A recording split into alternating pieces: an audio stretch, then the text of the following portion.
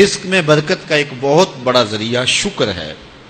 ارشاد فرمایا لَإِن شَكَرْتُمْ لَأَزِيدَنَّكُمْ، اگر تم شکر کرو گے وہ تمہیں اور زیادہ عطا کرے گا، اور اگر تم شکر نہیں کرو گے وَلَئِن كَفَرْتُمْ، کفران نعمت کرو گے، إِنَّ عَذَابِي لَشَدِيدٌ، تو پھر میرا عذاب بڑا سخت ہے۔ رزق کے اضافے کا ایک اور بہت بڑا سبب انفاق فی سبیل اللہ ہے۔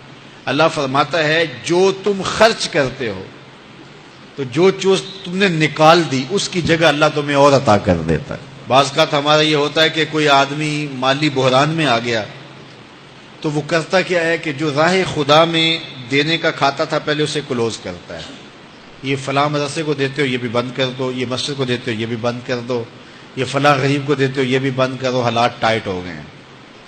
لیکن 5 گاڑیاں ہیں تو 2 گاڑیوں پہ گزارا کر لیا جائے، پیٹرول بچے، یہ نہیں ہو سکتا۔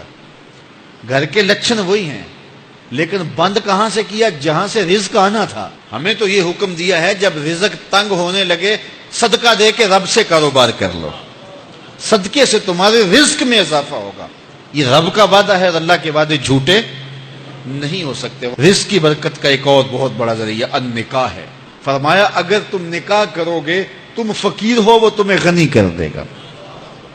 لوگ کہتے ہیں بچہ پیروں پہ کھڑا ہو لے تو پھر نکاح کریں گے، اللہ کہتا ہے تم نکاح کرو ہم پیروں پہ کھڑا کر دیں گے۔ ہمارا فلسفہ اپنا ہے، اس کا حکم اپنا ہے۔ وہ کہتا ہے ابھی تو یہ اپنے لیے نہیں کماتا تو جو آئے گی اس کو کہاں سے کھلائے گا؟ میاں جس نے آنا ہے اس نے اپنا رزق لے کے آنا ہے۔ تو بچوں کی شادیاں کرو، اگر وہ جوان ہو گئے رزق نصیب ہوگا۔ اپنے اہل خانہ کو نماز کے حکم دینے سے رزق بڑھتا ہے، کیونکہ جو صبح کا وقت ہوتا ہے یہ رزق کے بٹنے کا وقت ہوتا ہے، اور جس گھر میں صبح کے وقت لوگ سوئے ہوئے ہوتے ہیں وہاں بے برکتیاں ہوتی ہیں۔ تو طلوع فجر سے لے کر کے طلوع آفتاب تک اپنی اولاد کو، بیوی کو، بچوں کو نہ سونے دیں۔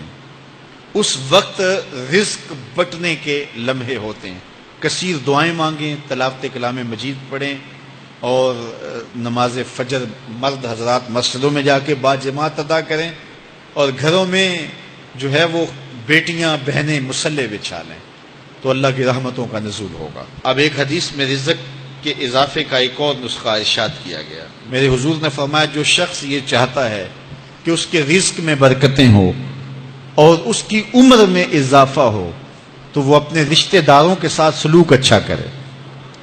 رشتہ داروں کے ساتھ اگر اچھا سلوک کرو گے تو پھر تمہارے رزق میں برکت ہو۔ غریب ہیں تو ان کی مدد کرو، ان کی بیٹیوں کی شادیاں اپنے ذمے لے لو اگر اللہ نے آپ کو وسعت دی ہے، ان کی پریشانیاں بانٹ لو، ان کا قرضہ ہے تو اتارنے کی کوشش کرو، ان کو مشکلات سے نکالنے کی کوشش کرو۔ تم ان کو مشکلات سے نکالو گے اللہ تمہیں مشکلوں سے نکالے گا۔ تمہارے رزق میں بھی برکتیں ہوگی اور تمہارے مال میں بھی برکتیں ہوں گی۔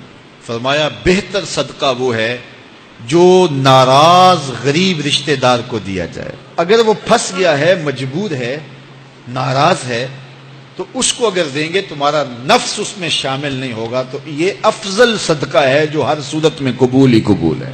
رزق کے اضافے کا ایک اور سبب الاحسان الی الضعفاء، جو کمزور لوگ ہیں ان کے ساتھ اس نے سلوک کرنا۔ الانفاق علی طلبۃ العلم، طالب علموں پہ خرچ کرنا، یہ بھی رزق میں اضافے کا سبب اور ذریعہ ہے۔ وہ حضرت بابا فرید نے کہا نا 6واں رکن دین کا روٹی ہے۔ گھر میں کچھ نہ ہو تو پھر نہ نماز اور نہ ہی دیگر امور کی لذت آتی ہے، تو یہ رزق فراواں اور وسیع اور مبارک نصیب کر دے اللہ۔ تو اس کے لیے ایک اور وظیفہ میں دیتا ہوں، اور وہ یہ کہ مغرب کے بعد 21 مرتبہ سورۃ الکوثر پڑھ لیں، کثرت ہو جائے گی انشاءاللہ۔ اول خدوشی پڑھ لیں، 5-7 منٹ لگتے ہوں گے، تو سورہ کوثر 21 مرتبہ روزانہ مغرب کی نماز کے بعد پڑھیں، اور اگر بہت زیادہ مسائل ہیں تو ہر نماز کے بعد پڑھ لیں، تو انشاءاللہ آپ دیکھیں گے کہ گھر میں برکتیں اترتی محسوس ہوں گی، انوار کا نزول ہوتے محسوس کریں گے۔ تو یہ وہ رزق کے اسباب ہیں، اگر ہم اختیار کر لیں تو ہم اللہ کی خاص رحمتوں کے حقدار ہوں گے۔ اللہ ہم سب کو رزق حلال، رزق وسیع، رزق سہل، رزق مبارک، رزق فراواں نصیب فرمائے۔